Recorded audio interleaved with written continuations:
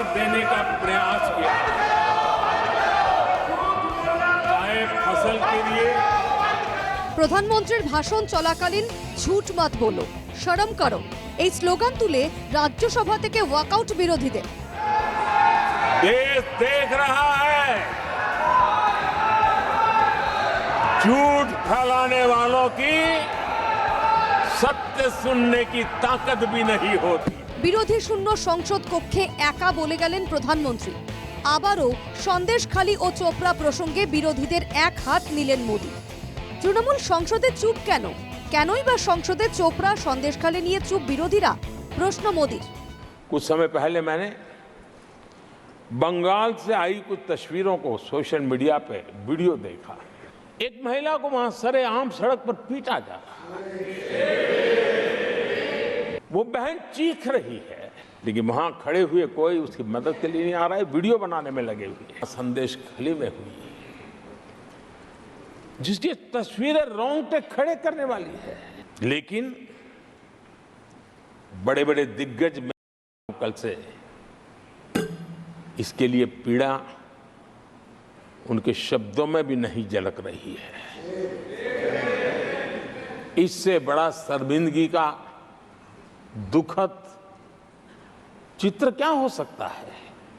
और जो अपने आप को बहुत बड़े प्रगतिशील नारी नेता मानते हैं, वो भी मुंह पे ताले लगा करके बैठ गए। চোপড়া নিয়ে নতুন করে তৃণমূলকে বিততে ময়দানে নেমেছে বিজেপি। এর আগে লোকসভায় সৌমিত্র খাঁ চোপড়া প্রসঙ্গ তুলে বিরোধীদের দিকে তোপ দেগেছিলেন। পাল্টা আসরে নেমেছে তৃণমূলও।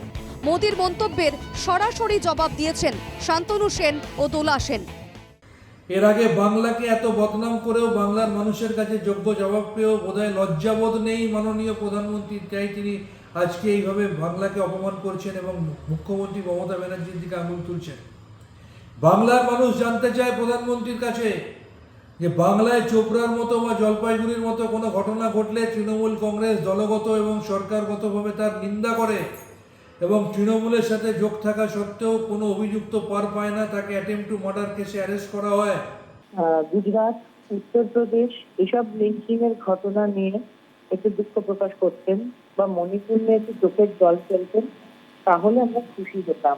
আমি শুধু এইটুকুই বলবো যে আপনারা হয়তো জানেন, একমাত্র তাকে গ্রেপ্তার করা হয়েছে, ভিকটিমদের হসপিটালাইজ করা হচ্ছে উদ্ধার করে, এবং এমনকি আমাদের বিধায়কের মন্তব্য নিয়ে শোকজ করা হয়েছে তাকে। চোপড়া ইস্যু নিয়ে তৃণমূলকে চাপে রাখতে ময়দানে খোদ প্রধানমন্ত্রী। সন্দেশখালীর পর এবার চোপড়াকে হাতিয়ার করেছে গেরুয়া শিবির। 26-এ বাংলা দখলের রণনীতি কি তাহলে 24-এর ফলাফলের পর থেকেই শুরু করে দিল মোদী ব্রিগেড? রাজনৈতিক মহলের একাংশ অবশ্য বলছেন, নারী সুরক্ষার ইস্যু নিয়ে বিজেপি বাংলায় ঝাঁপালেও অন্যান্য রাজ্যে তাদের এই একই ইস্যুতে কোণঠাসা হতে হয়েছে।